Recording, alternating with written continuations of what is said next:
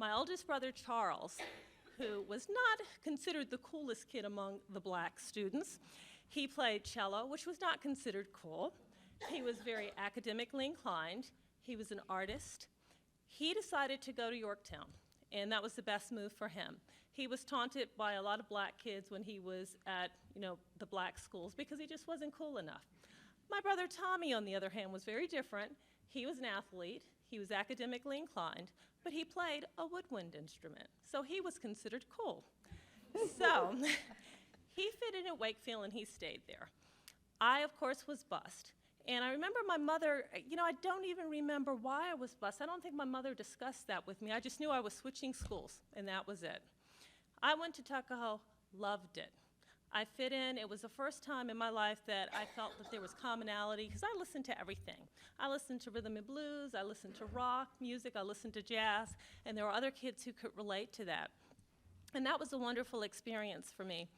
However, there were some issues that I dealt with being the black kid who's being academically inclined. And by the way, I became so social there that my grades dipped just a little bit. I was having a little bit too much fun.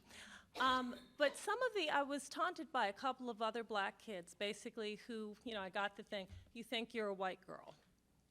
You talk like a white girl. You're an Oreo. I had friends who were white. And for the first time in my life, this raised the question of identity in my mind. And I said, wow, okay, so what's wrong with me?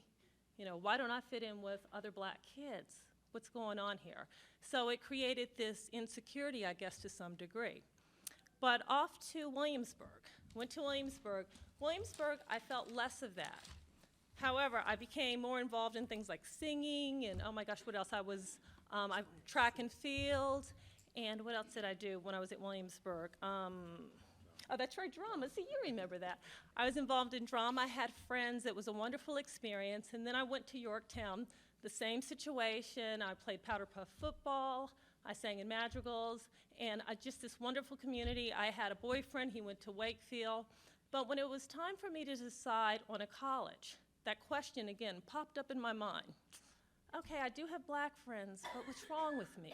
What's wrong with me? Why is it that I seem to still have more white friends at school than I do black friends?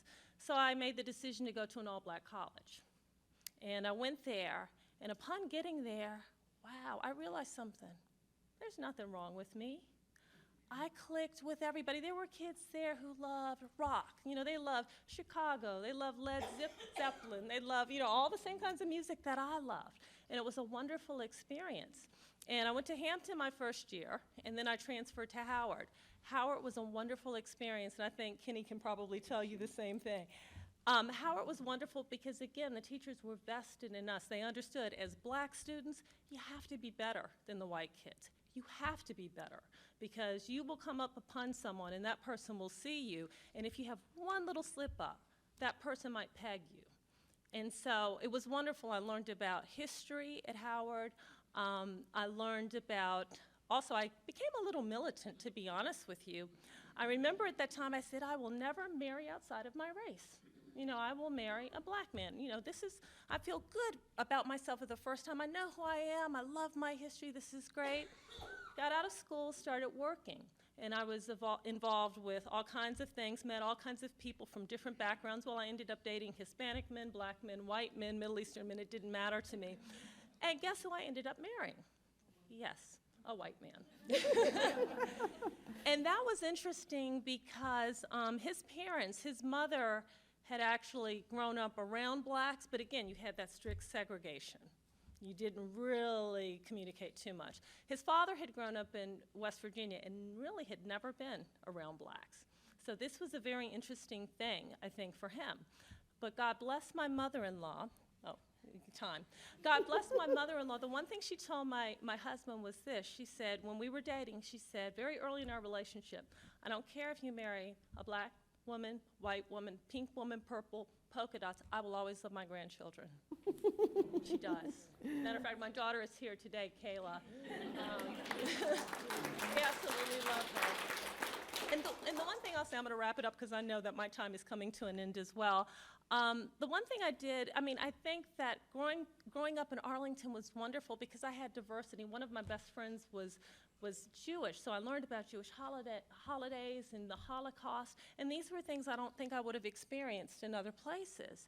And so when I became the parent of biracial children, it prepared me. We talked openly about race. When my daughter was just a little itsy-bitsy thing, I had chocolate ice cream and I had vanilla ice cream.